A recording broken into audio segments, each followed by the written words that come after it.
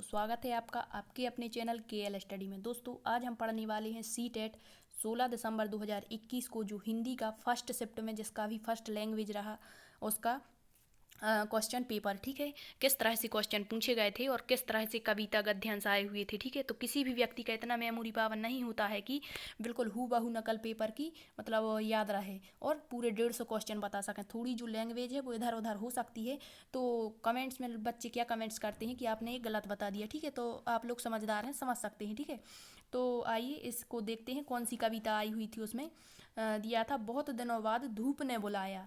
तो ये कविता किसकी है? तो एक कविता है सर्वेश्वर दयाल सक्सेना की, और कविता का नाम क्या है? जाड़े की धूप। क्या है? जाड़े की धूप। इनकी 2-3 कविताएं हैं जो महत्वपूर्ण है, एक बार देख लेना, जिसका भी टेस्ट अभी होना है। ठीक है, तो इनकी कविताएं हैं जैसे खूंटियों पर टंगे लोग हैं, खिड़कियां हैं, पोस्टर है। ठीक है, तो क्या थी ये कविता? बहुत दिनों बाद धूप ने बुलाया।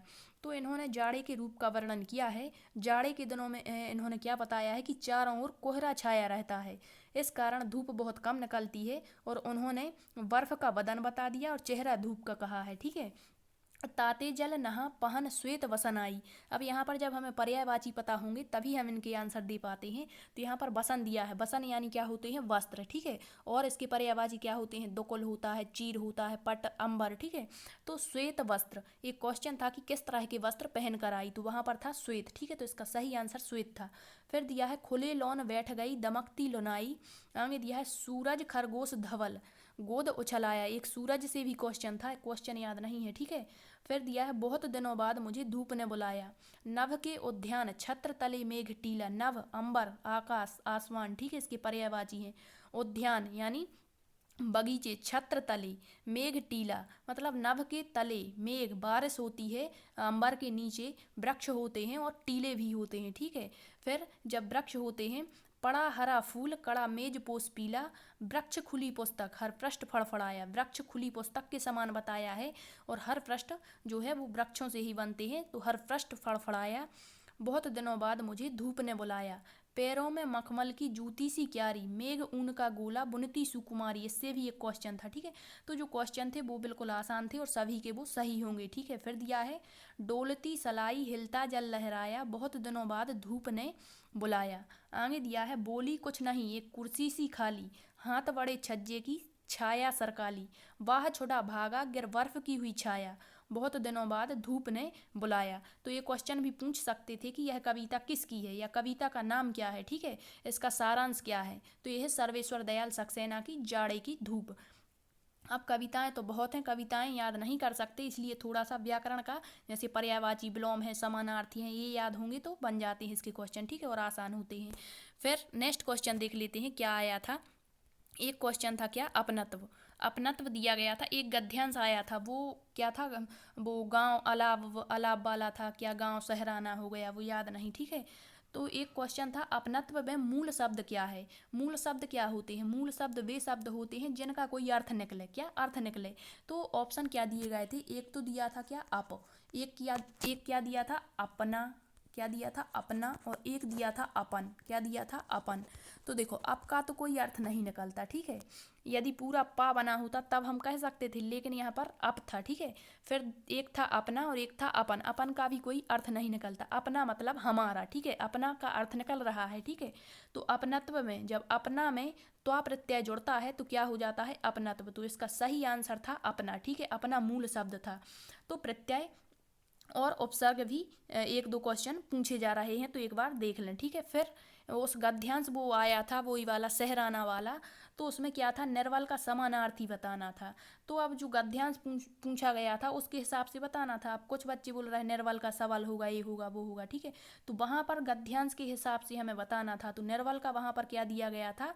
दुर्बल। ठीक है, दुर्बल था शायद। फिर आगे संधि विच्छेद भी आया था। एक संधि विच्छेद में संधि का नाम दिया गया था और यहाँ पर 4 ऑप्शन थे विच्छेद करके। तो संधि सरल थी, दीर्घ संधि उसमें हो रही थी, बिल्कुल सिंपल थी, ये सबकी सही होगी। फिर विशेषण से एक क्वेश्चन आया था। विशेषण में क्या पूछा था?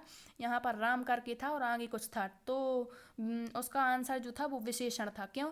क्योंकि जो संज्ञा और सर्वनाम की विशेषता बताते हैं वो क्या कहलाते हैं? विशेषण कहलाते हैं। तो इसका आंसर विशेषण था। ठीक है, एक क्वेश्चन पूछा गया था कि भाषा शिक्षण में त्रुटियां करने वाले बच्चों को शिक्षक को किस प्रकार प्रोत्साहित करना चाहिए। तो ऑप्शन क्या दिए गए थे कि तुरंत बच्चों की त्रुटियों का समाधान करना चाहिए, तुरंत उनको मतलब डांट के द्वारा या बार बार प्रयास करवा के उनकी त्रुटियों को दूर करना चाहिए।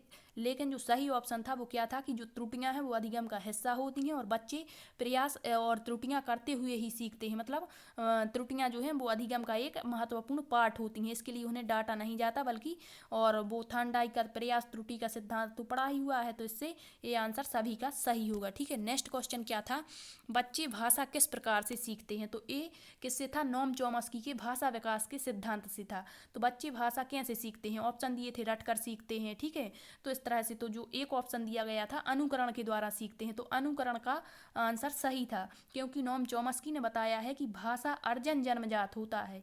क्या होता है, भाषा अर्जन जन्मजात होता है और बच्चे अनुकरण के द्वारा सीखते हैं। ठीक है, तो जो भाषा विचार जो विचारक हैं जैसे पियाजे हैं, ठीक है, वाइगोस्की हैं, और ये नोम चॉम्स्की हो गए, स्किनर हो गए, पावलोव, इनके भाषा विचार इन्होंने क्या कहा है एक बार देख कर जाना। जैसे पूछ सकते हैं कि पुनर्बलन, भाषा विचार के संबंध में पुनर्बलन पर सबसे ज़्यादा जोर किसने दिया है, तो वो स्किनर हैं। ठीक है, और इसी तरह से जैसे पियाजे का पूछ सकते हैं, बच्चे सक्रिय रूप से सीखते हैं, और अंतः सामाजिक अंतः क्रिया के द्वारा, ये किसने कहा, वाइगोत्स्की ने कहा है।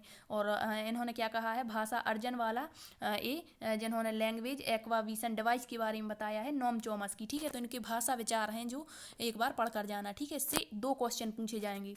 फिर एक क्वेश्चन आया हुआ था कि प्राथमिक कक्षाओं में भाषा सीखने के लिए सबसे ज़्यादा उपयुक्त निम्न में से क्या है। तो जो ऑप्शन दिए गए थे 3 नेगेटिव थे और एक सही ऑप्शन था।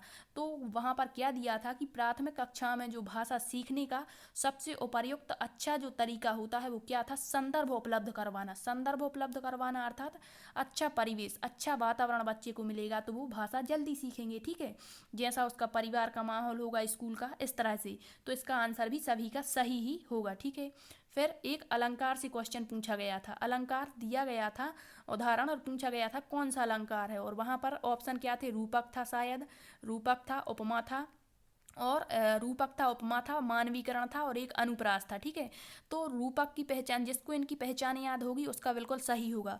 अब जो मानवीकरण अलंकार इसका सही आंसर था, क्यों था, क्योंकि जब किसी मनुष्य की तुलना प्रकृति से की जाती है, और इसी तरह का ऑप्शन था, वहाँ पर मनुष्य की तुलना प्रकृति से की जाए जहाँ पर, वहाँ पर मानवीकरण होता है। रूपक अलंकार क्या होता है, जब किन्हीं भी 2 शब्दों के बीच में योजक चिन्ह लगा हो, तो ऐसा तो अलंकार में नहीं था। उपमा क्या होता है, उपमा, उपमेय और उपमान, तो ऐसा भी नहीं था।